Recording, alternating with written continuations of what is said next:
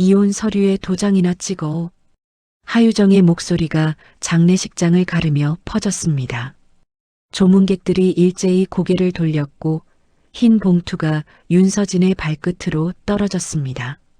장례식장 안은 향 냄새와 눅눅한 한숨으로 가득했습니다. 윤서진은 검은 양복 소매를 곱게 정리하며 조문객들에게 고개를 숙였습니다. 하얀 국화꽃이 늘어선 영정 앞엔 아버지의 미소가 여전히 따뜻했죠. 그러나 사람들의 시선은 서진의 슬픔보다 그가 잃어버린 자리를 궁금해했습니다. 하유정은 문이 열리자마자 천천히 걸음을 옮겼습니다. 검은 하이힐이 바닥을 울릴 때마다 장례식장 안의 공기가 묘하게 갈라졌습니다. 그녀는 서진 앞에 섰고 한참 동안 아무 말도 하지 않았습니다. 마침내 가방 속에서 서류 한 장을 꺼내 탁자 위에 내려놓았습니다. 이혼 서류예요. 이제 정리하죠. 조문객들의 숨소리가 멎었습니다. 서진은 잠시 눈을 감고 손끝으로 그 종이를 만졌습니다. 하얀 종이 위에 글씨가 흐릿하게 흔들렸습니다. 그는 아무 말 없이 서류를 접어 양복 안주머니에 넣었습니다. 유정의 눈빛에는 후련함이 그리고 냉소가 번지고 있었습니다. 뒤편에서 강도연이 팔짱을 낀 채 조용히 미소를 지었습니다. 그의 미묘한 표정은 오래된 승부의 결과를 즐기는 듯 했습니다. 서진은 그 시선을 느꼈지만 고개를 들지 않았습니다. 대신 두 손을 모아 고개를 숙이고 다시 한번 절을 올렸습니다. 아버지, 죄송합니다. 그의 목소리는 떨렸지만 결의가 깃들어 있었습니다. 어머니 최명자가 의자에 앉은 채 손수건으로 눈물을 닦았습니다. 서진아, 그만해라, 이제 그만하자. 그녀의 목소리는 메마른 바람처럼 흔들렸습니다. 서진은 그 말을 듣고도 묵묵히 서 있었습니다. 허공에 흩어진 향 냄새가 마치 무너진 세월의 잔향처럼 느껴졌습니다. 장례식장 한켠에서는 속삭임이 이어졌습니다. 장례식장에서 저게 뭐야? 부부 사이가 원래 안 좋았다더라. 수군거림은 서진의 귓가를 스치며 가시처럼 박혔습니다. 그는 천천히 고개를 들었습니다. 영정 속 아버지의 얼굴이 그를 바라보고 있었습니다. 그 눈빛은 마치 끝까지 무너지지 말라고 말하는 듯 했습니다. 서진은 숨을 깊이 들이마시고 자리를 떠났습니다. 그의 뒷모습엔 슬픔보다 묘한 고요함이 깃들어 있었습니다. 문이 닫히자 유정은 가볍게 한숨을 내쉬며 미소를 지었습니다. 그녀는 뒤돌아서며 속삭였습니다. 이제 다 끝났네요. 하지만 그 말을 들은 사람은 아무도 없었습니다. 장례식장엔 향 냄새와 함께 묵직한 정적만 남았습니다. 그리고 그 정적 속에서 서진의 눈빛은 슬픔 대신 싸늘한 결의로 변해가고 있었습니다. 장례가 끝난 밤 윤서진은 검은 양복을 벗지도 못한 채 사무실로 향했습니다. 텅 빈 엘리베이터 안에선 형광등 불빛이 차갑게 반사되었죠. 그의 손엔 아버지의 유품이 든 작은 가방이 들려 있었습니다. 회사 로비엔 이미 기자들이 진을 치고 있었고 누군가 그가 경영 실패로 퇴진할 예정이다라는 말을 흘렸습니다. 서진은 굳은 표정으로 사무실 문을 열었습니다. 책상 위엔 정리되지 않은 서류와 메모들이 흩어져 있었죠. 그 가운데 노인 계약서 하나가 눈에 들어왔습니다. 그 문서엔 자신의 서명이 또렷하게 찍혀 있었습니다. 그러나 서명 옆 도장은 미세하게 기울어져 있었습니다. 이건 내가 찍은 게 아니잖아. 그의 목소리가 낮게 새어나왔습니다. 휴대전화를 들어 법무팀장을 찾았지만 전원은 꺼져 있었습니다. 회계팀장도 비서실장도 연락이 닿지 않았습니다. 모두가 이미 사직서를 내고 사라진 상태였죠. 그제야 그는 누군가가 체계적으로 자신을 고립시켰음을 깨달았습니다. 다음 날 아침 강도연의 기자회견이 생중계로 흘러나왔습니다. 윤 부대표의 부실 경영으로 회사는 심각한 손실을 입었습니다. 모니터 속 도연은 애써 침통한 표정을 지었지만 입가에는 미묘한 미소가 번졌습니다. 그 순간 서진의 가슴 속에 있던 분노가 서서히 응어리졌습니다. 하루 전 장례식에서의 모욕이 다시 떠올랐습니다. 오후가 되자 은행에서 연락이 왔습니다. 그의 명의로 된 주식 대부분이 이미 이전 처리되었다는 소식이었습니다. 서진은 자리에서 일어나 서류함을 뒤졌습니다. 서랍 안엔 아무것도 남아있지 않았습니다. 그는 숨을 내쉬며 조용히 창밖을 바라봤습니다. 저녁 무렵 어머니 최명자가 병원으로 실려갔다는 전화를 받았습니다. 그는 한순간 말을 잃었습니다. 유정은 연락이 닿지 않았고 휴대전화엔 전원이 꺼져 있습니다라는 안내음만 반복되었습니다. 서진은 주먹을 쥐며 천천히 눈을 감았습니다. 이제부터 내가 잃은 걸 되찾아야지. 창밖의 하늘은 붉게 물들었고 그의 얼굴 위로 떨어진 빛은 분노와 결의가 뒤섞인 색을 띠었습니다. 늦은 밤 윤서진은 어머니의 병문안을 마치고 집으로 돌아왔습니다. 집안은 고요했지만 공기엔 오래된 먼지 냄새가 가득했습니다. 그는 아버지의 낡은 여행 가방을 꺼내어 식탁 위에 올려두었습니다.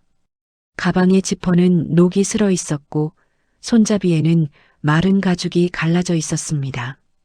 서진은 숨을 고르며 천천히 지퍼를 열었습니다.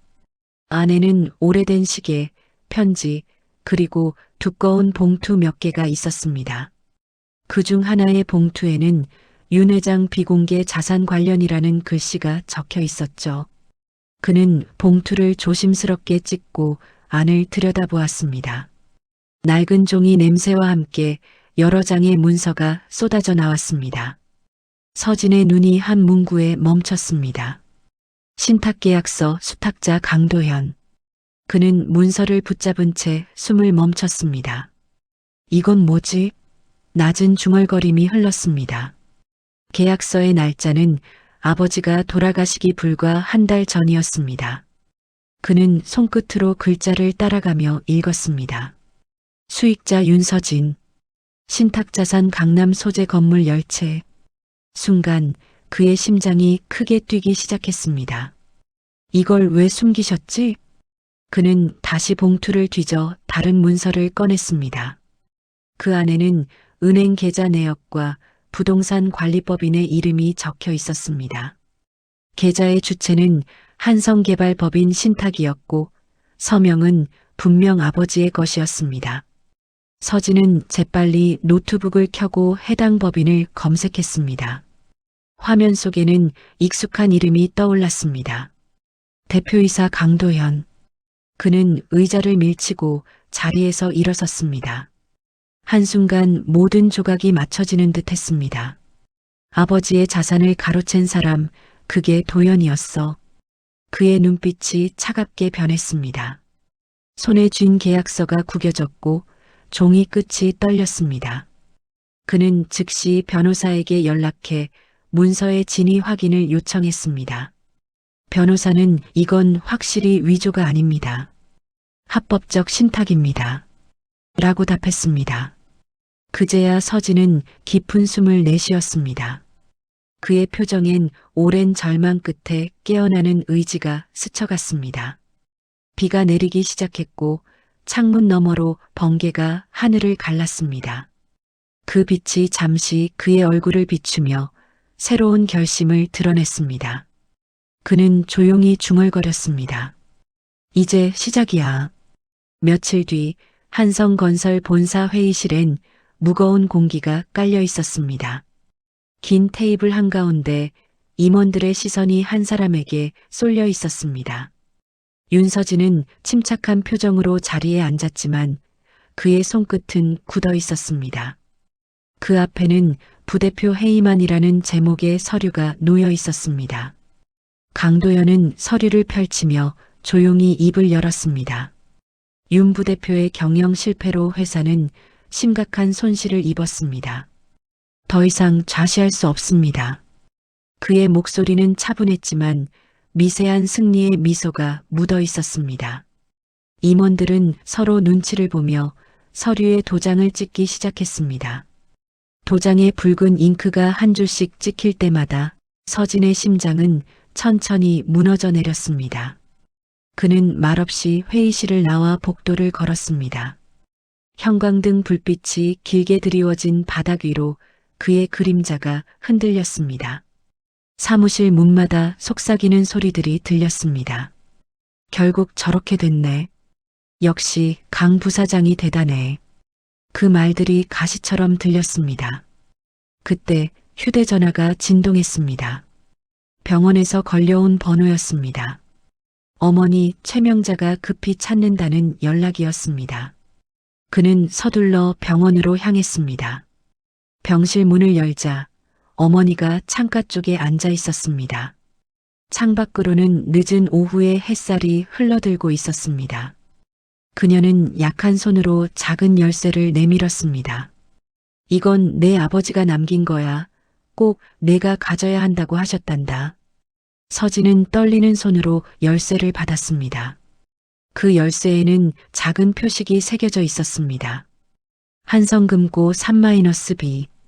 그 순간 머릿속이 번쩍했습니다. 그곳은 아버지가 평생 관리하던 개인 금고였습니다. 어머니, 이게 뭐죠?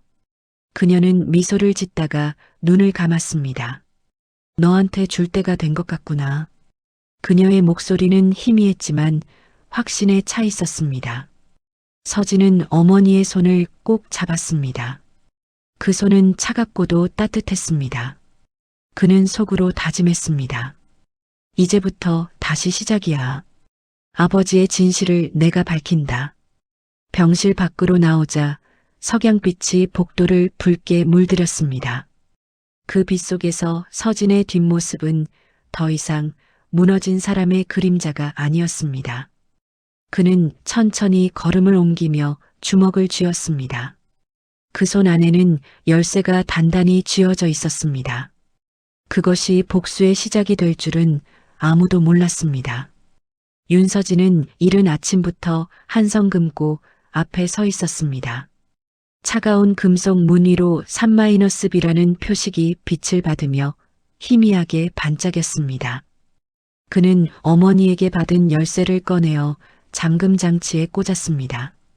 찰칵 낮은 소리와 함께 문이 열렸습니다. 금고 안에는 작은 서류함 하나가 놓여 있었습니다.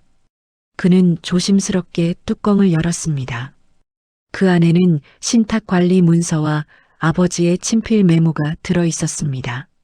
서진아, 이건 내가 진실을 알게 될 때를 위해 남긴다. 짧은 문장이었지만 그 안에는 깊은 의미가 담겨 있었습니다. 서류를 넘기자 강남 부동산 열채의 등기증 사본이 차례로 나타났습니다. 모두 윤서진의 명의로 되어 있었습니다. 그는 순간 말을 잃었습니다. 아버지 결국 나를 믿으셨군요. 눈가에 미세한 눈물이 맺혔습니다.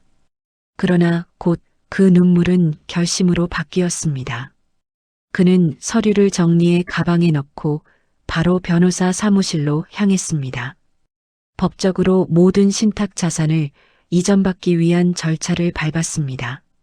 며칠 뒤 은행 담당자는 그에게 정식 상속인 확인 서류를 건넸습니다. 이제부터 이 자산의 소유주는 윤서진 씨입니다. 그 말 한마디가 그의 인생을 바꿔놓았습니다. 언론은 여전히 그를 몰락한 인물로 조롱했습니다. 기사마다 실패한 재벌 2세, 파산 직전의 남자라는 제목이 붙었습니다. 그러나 서진은 어떤 반박도 하지 않았습니다. 그는 조용히 사라졌고 세상은 그를 잊어갔습니다. 6개월 뒤 도심의 한 빌딩 회의실, 검은 양복을 입은 남자가 새로운 사업 계획서를 내밀었습니다. 그의 명함엔 Y.S. 홀딩즈 대표 윤서진이라는 글자가 적혀 있었습니다. 서진은 침착하게 펜을 들고 계약서에 서명했습니다. 그의 눈빛엔 차가운 확신이 깃들어 있었습니다. 강도현과 하유정은 그가 완전히 무너졌다고 믿었습니다. 그러나 서진은 그들의 비자금 흐름을 이미 추적 중이었습니다. 그는 변호사와 회계 전문가를 통해 모든 거래 내역을 확보했습니다. 도연이 숨겨둔 비자금 계좌, 유정의 명의로 세워진 페이퍼 컴퍼니까지 모든 퍼즐이 그의 손안에서 맞춰지고 있었습니다. 밤이 깊어지자 서진은 창가에 서서 도심의 불빛을 바라봤습니다. 도시의 네온 사인이 그의 눈에 비쳤습니다. 당신들이 만든 세상, 이제 내가 뒤집을 차례입니다. 그의 목소리는 낮았지만 단단했습니다. 그 순간 그의 복수는 이미 시작되고 있었습니다. 1년 후 강남의 중심거리에 새로운 현수막이 걸렸습니다. YS 홀딩즈 미래도시 재개발 프로젝트 발표회. 언론과 투자자들이 몰려들었고 플래시가 끊임없이 터졌습니다.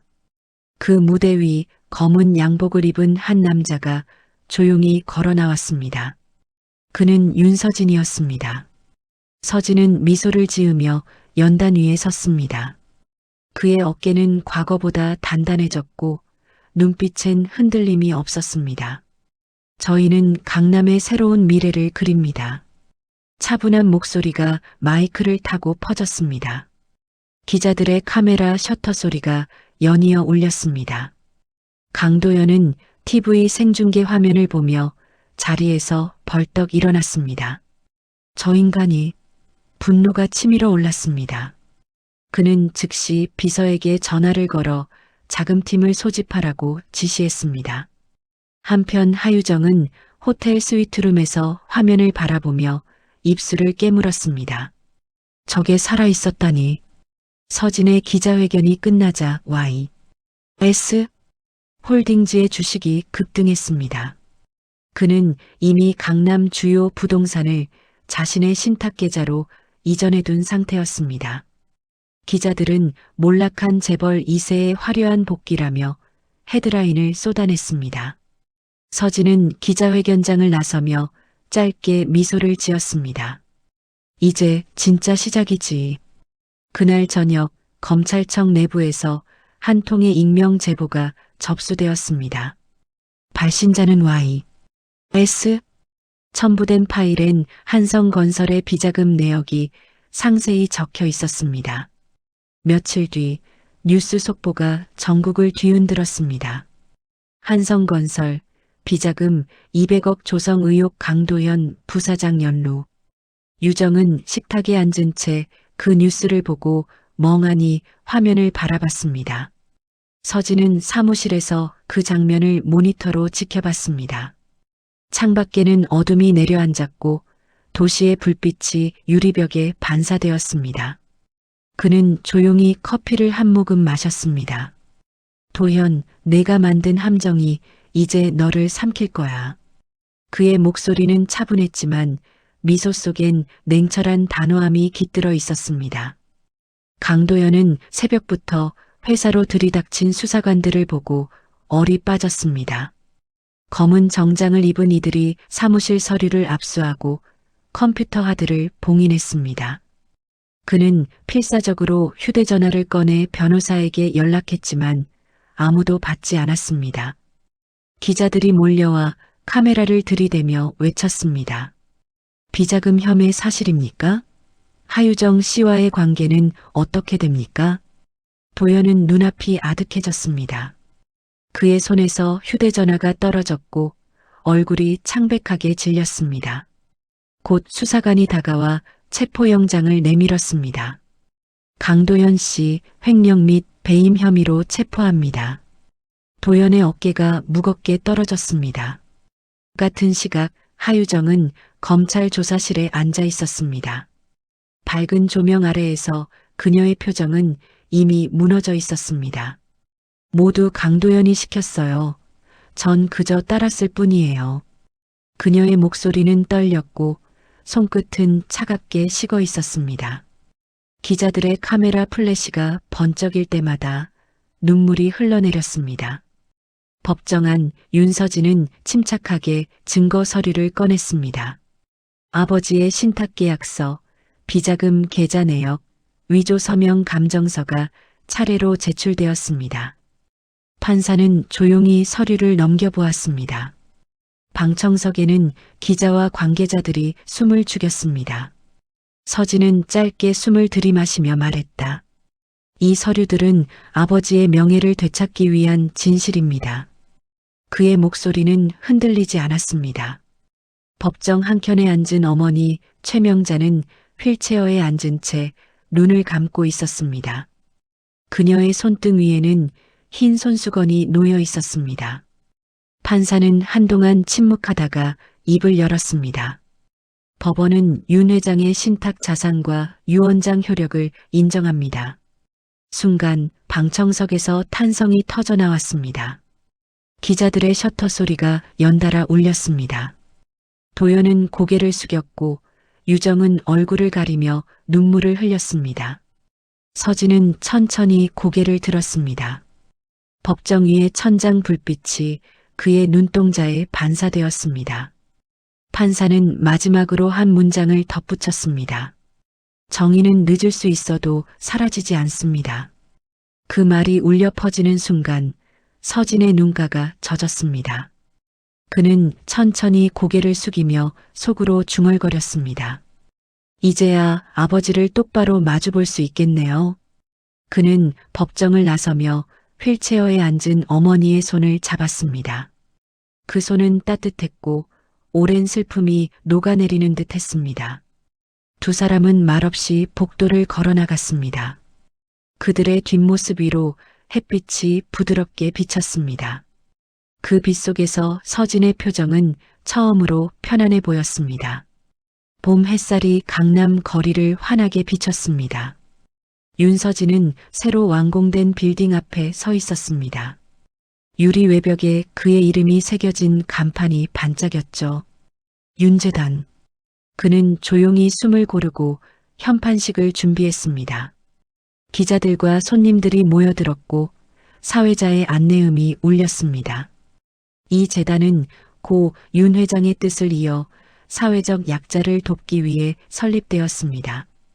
플래시가 번쩍일 때마다 서진의 눈빛은 잔잔했습니다. 그는 천천히 마이크 앞에 섰습니다. 아버지는 늘 정의는 조용히 완성된다고 말씀하셨습니다. 그의 목소리는 부드러웠지만 단단했습니다. 사람들은 고개를 끄덕이며 박수를 보냈습니다. 무대 아래 휠체어에 앉은 어머니 최명자가 아들의 손을 꼭 잡았습니다. 이제 정말 잘했다, 서진아. 그녀의 눈가에 눈물이 번졌습니다. 행사가 끝난 뒤 서진은 재단 로비로 들어갔습니다.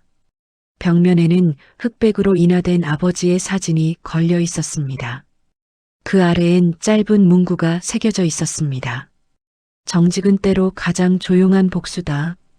그 문장을 바라보는 그의 눈동자가 잠시 흔들렸습니다. 밖에서는 봄바람이 깃발을 흔들고 있었습니다.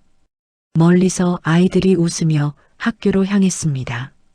서진은 창가에 서서 그 모습을 바라보다가 미소를 지었습니다. 그 미소엔 슬픔도 분노도 오직 평온만이 남아 있었습니다. 이제 그는 더 이상 복수의 사내가 아니었습니다. 그는 재단 입구로 천천히 걸어 나왔습니다. 햇살이 그의 어깨를 비추며 따뜻하게 퍼졌습니다.